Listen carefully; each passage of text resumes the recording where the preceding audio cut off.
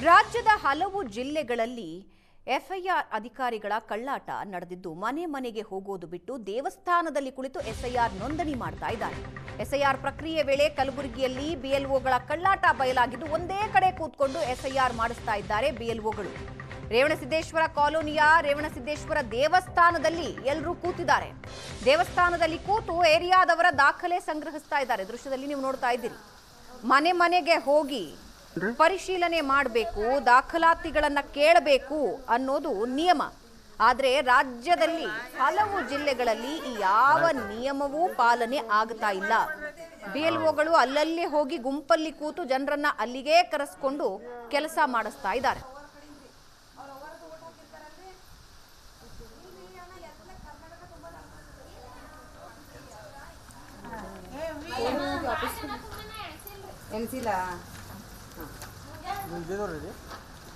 ಮಂಜದೊಂದು 100 ಜನ ತಂಬರಿ.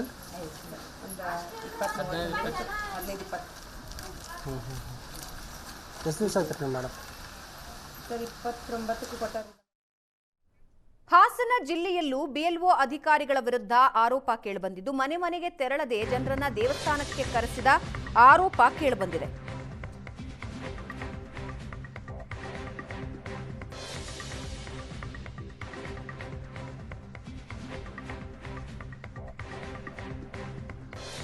ಹಾಸನ ಜಿಲ್ಲೆ ಅರಸೀಕೆರೆ ಪಟ್ಟಣದ ಮಾರುತಿ ನಗರದಲ್ಲಿ ಘಟನೆ ನಡೆದಿದೆ. ಮನೆ ಮನೆ ಸಮೀಕ್ಷೆ ನಿಯಮ ಉಲ್ಲಂಘನೆ ಮಾಡಿದ ಬಿಎಲ್ಒಗಳು ದೇವಸ್ಥಾನದಲ್ಲೇ ಕುಳಿತು ಮತದಾರರ ಪರಿಷ್ಕರಣೆ ಅರ್ಜಿ ಭರ್ತಿ ಮಾಡ್ತಾ ಇದ್ದಾರೆ. ಮತದಾರರ ಪಟ್ಟಿ ವಿಶೇಷ ಪರಿಷ್ಕರಣೆ ಪ್ರಕ್ರಿಯೆಗೆ ಇದೇ ತಿಂಗಳು 29 ಕೊನೆ ದಿನ.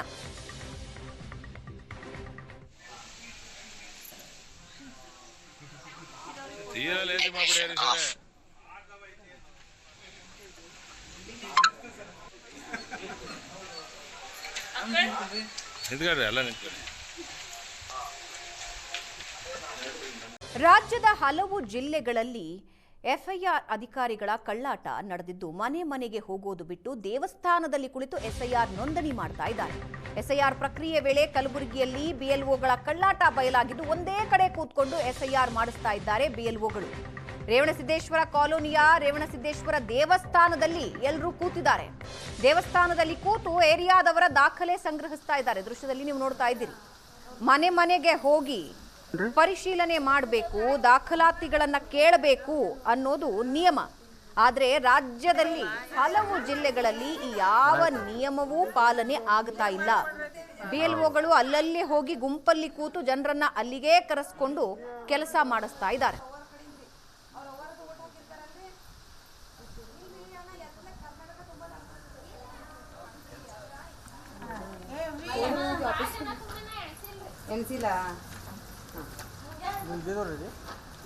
ಮಂಜದೊಂದು 100 ಜನ ತಂಬರಿ.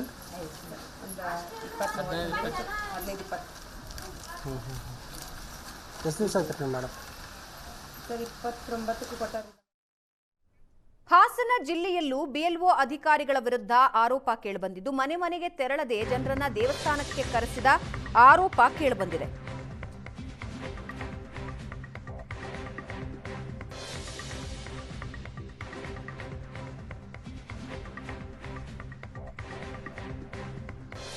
ಹಾಸನ ಜಿಲ್ಲೆ ಅರಸೀಕೆರೆ ಪಟ್ಟಣದ ಮಾರುತಿ ನಗರದಲ್ಲಿ ಘಟನೆ ನಡೆದಿದೆ. ಮನೆ ಮನೆ ಸಮೀಕ್ಷೆ ನಿಯಮ ಉಲ್ಲಂಘನೆ ಮಾಡಿದ ಬಿಎಲ್ಒಗಳು ದೇವಸ್ಥಾನದಲ್ಲೇ ಕುಳಿತು ಮತದಾರರ ಪರಿಷ್ಕರಣೆ ಅರ್ಜಿ ಭರ್ತಿ ಮಾಡ್ತಾ ಇದ್ದಾರೆ. ಮತದಾರರ ಪಟ್ಟಿ ವಿಶೇಷ ಪರಿಷ್ಕರಣೆ ಪ್ರಕ್ರಿಯೆಗೆ ಇದೇ ತಿಂಗಳು 29 ಕೊನೆ ದಿನ.